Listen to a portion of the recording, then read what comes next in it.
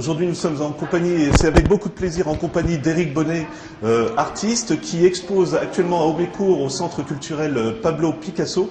Éric, vous pouvez nous dire un petit peu, parce qu'on s'est déjà vu, qu'est-ce qu'il y a de nouveau chez vous? Ah, qu'est-ce qu'il y a de nouveau? Alors bonjour d'abord, donc heureux de retrouver Rive 54. Donc ce qu'il y a de nouveau, c'est que j'ai changé. La dernière fois, on s'était vu dans le coin de Villerue-Longwy, et aujourd'hui, c'est toujours dans le 54, mais c'est à Aubécourt, dans un beaucoup plus gros lieu, qui s'appelle le Centre culturel Pablo Picasso, à Aubécourt. Et ce qu'il y a de nouveau ici, c'est que j'ai pu montrer des nouvelles choses que j'ai fait cette année et fin 2009. Et des grands tableaux, parce que j'ai un très grand mur que vous allez voir tout à l'heure qui fait 25 mètres de long, et donc il fallait habiller cette chose-là. Et voilà, c'est ce qu'il y a de nouveau. Tous les derniers travaux que j'ai faits, ils sont là, aujourd'hui. Et justement, mais il y a une évolution aussi quelque part, parce que vous avez des plus grosses surfaces, on va dire, tout simplement. Ça vous attire, vous vous sentez plus à l'aise, ou il y a tous les formats qui vous intéressent? Oui, tous les formats m'intéressent, mais c'est vrai que depuis quelques mois, je travaille sur des plus grands formats, parce que c'est ce qu'on me demande. Donc j'avais commencé par des petits, parce que j'habite un petit appartement. Puis maintenant, j'ai empiété sur mon salon, j'ai poussé mon canapé, et je travaille sur des formats qui font 1 mètre sur 1 mètre, des grands carrés. Les sujets, c'est quoi généralement? Alors les sujets, donc je suis toujours dans le contemporain, toujours dans un aspect assez pop art, en mélangeant des collages avec des vieilles affiches, des photos, et bien sûr de la peinture, toujours très colorée.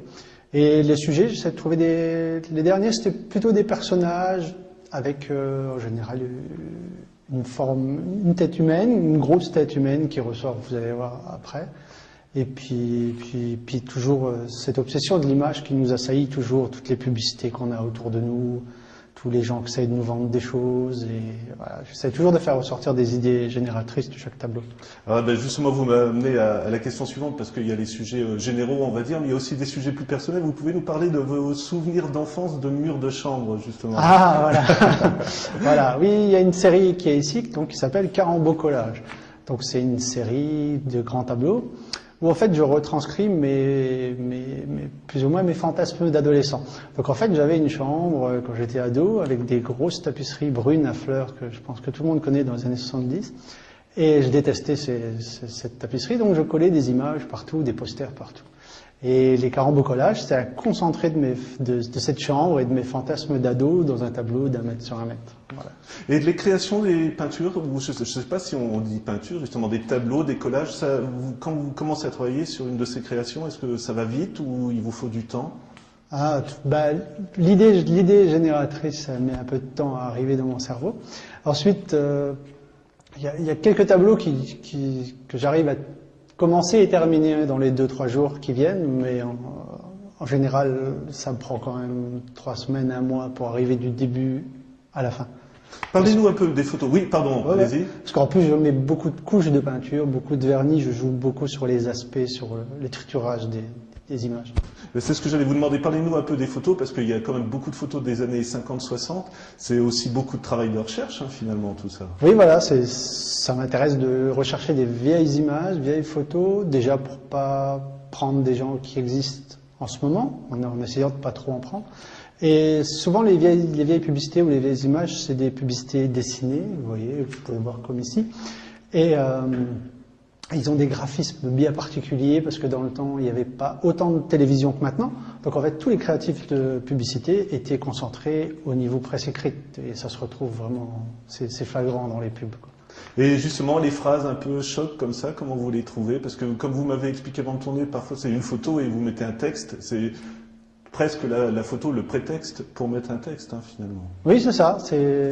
Quand je trouve la photo, je trouve mon idée qui va aller avec. Et après, je cherche comment l'amener, comment la montrer, et comment pas la montrer. Je veux pas que ça soit trop flagrant, qu'il y ait toujours un peu un non-dit, puis que le spectateur, il recherche aussi ce que je veux dire et ce que lui, il veut bien entendre de mon message. C'est toujours ce que je demande aux artistes. Est-ce que quand un spectateur il trouve quelque chose qui n'est pas forcément l'idée que vous aviez, est-ce que c'est intéressant pour vous ou vous avez l'impression d'avoir raté votre cible? Ah non, au contraire, c'est très très très bien. Et ça m'intéresse de confronter mon point de vue avec le point de vue des gens qui vont découvrir ce que je fais. Et je fais de plus en plus d'interventions auprès des écoles. Par exemple, demain, dans ce même lieu, je reçois des collèges ici, des classes de 4e, à qui je vais présenter mon expo. Ils vont me choisir quelques tableaux qu'eux préfèrent. Et ils vont me donner, enfin, ils vont essayer de m'expliquer ce qu'eux, ils aiment bien dedans, quelle idée pour eux ça leur fait ressentir. Et moi, je vais essayer de voir si ça correspond à ce que moi, j'ai voulu leur faire ressentir. Et puis, on va confronter un peu nos points de vue. Mais quand vous êtes dans le processus de création, c'est quoi? C'est beaucoup d'observations, j'imagine aussi, non? Comme quand vous vous promenez ou des choses comme ça, est-ce que ça peut vous donner l'idée d'un tableau? Oui, beaucoup d'observations, je lis beaucoup, je regarde un peu la télé, je travaille beaucoup sur Internet. Et j'aime bien me promener, regarder les gens autour de moi, comment les gens vivent, comment les gens bougent. Et je vais au spectacle aussi, ce qui me donne des fois aussi des idées de thèmes qui m'interpellent et que j'aimerais bien aussi reprendre à ma façon. Et collage et peinture, c'est un style qui vous plaît ou est-ce que vous voyez évoluer dans d'autres formes? Ben, j'évolue toujours, de plus en plus. Et c'est toujours le prétexte collage-peinture qui démarre. Mais de plus en plus, je mets de moins en moins de collage et de plus en plus de peinture. Et je pense qu'à terme, peut-être j'aurai plus de collage, peut-être qu'il y aura que de la peinture, on va voir. Et d'être en exposition comme ça, d'aller vers le public, je pense que c'est important pour vous aussi? C'est une grosse importance. J'adore faire des vernissages, rencontrer les gens, parler avec eux. Et puis, vraiment, je m'imprègne beaucoup de leurs ressentis, parce que là, je vois aussi si ce que j'ai voulu faire passer, c'est vraiment passé, clair, ou pas vraiment du tout, quoi. Et c'est très, très, très intéressant. Eh ben, il y a vraiment une toute dernière question. Jusqu'à quand vous exposez ici? Alors ici, donc, l'expo a démarré le 22 janvier. Elle dure jusqu'au 4 mars. Et je voudrais juste dire quelque chose en plus.